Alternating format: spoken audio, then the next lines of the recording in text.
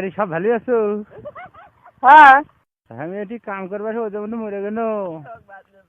হ্যাঁ, ও খালি বুঝা যায় না কে? করছি ও ওদের মধ্যে কাম করেছি মরে গেল আমি। জানছে পোকাকে? পোকা এখন থেমে গেছে। মানা করছি সেটা শুনিয়ে না।